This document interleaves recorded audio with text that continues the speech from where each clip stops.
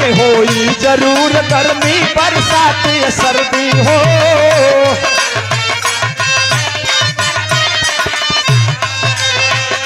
अरे केहू रोकी नाही हो, केहू रोकी ना विदाई करी रोई, ससुरवा एक दिन जाए के होई।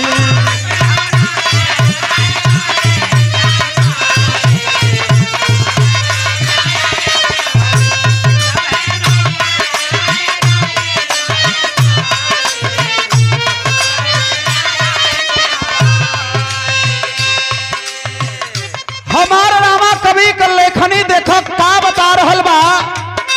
लिखला कि धरती से सबके जाए के बा, जे बचल रही वो रो रो के विदाई करेला, लेकिन परमात्मा के लगी जाई जब जीव न तो बड़ा हिसाब किताब होला हो। लेकिन ये दुनिया संसार इतना स्वार्थी बा कि दुनिया का लोग खाली स्वार्थ में रिश्ता नाता जोड़ ले बाना। बाप बेटा के रिश्ता स्वार्थ के बा, महतारी बेटा के रिश्ता स्वार्थ के बा, भाई भाई के रिश्ता स्वार्थ के बा। यही से तक स्वामी जी लिखल कि सुर नर मुनि की यही सब रीति, और स्वार्थ जान करे सब प्रीति। तो बिना स्वार्थ का किसी से कोई संबंध कोई मतलब नहीं रहता बाबू। क्या लिखला हो?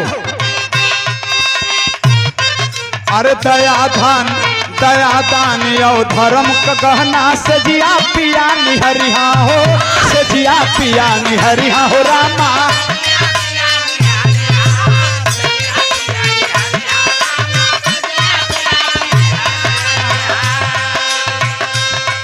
अरे जैसन धर्म कर्म नैहर में वैसन आदर करिहा हो।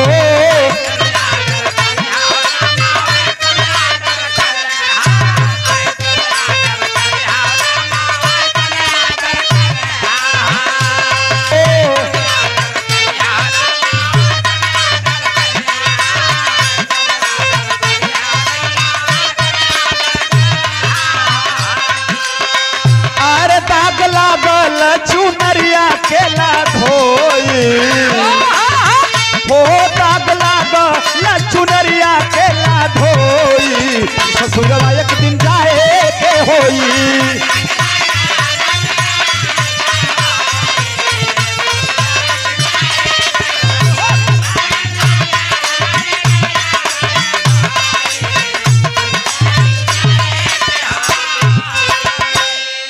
और आखिरी लाइन में हमारे रामा कवि एक चेतावनी देते हैं कि इस दुनिया से आपको कुछ चीजें विसर्जित कर देनी है, उसे छोड़ देना है। वह कौन सी चीज है? और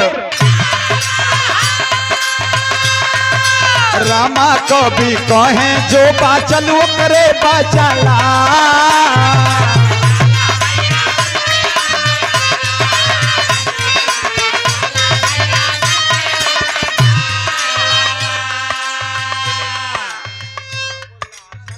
करके हरि गुण गाला,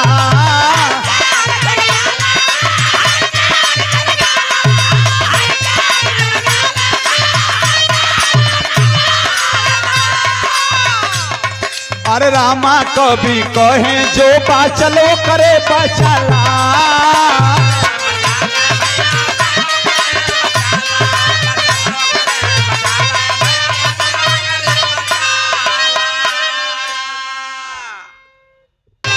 अरे रामा कवि कहे जो बाचल वो करे बचाला।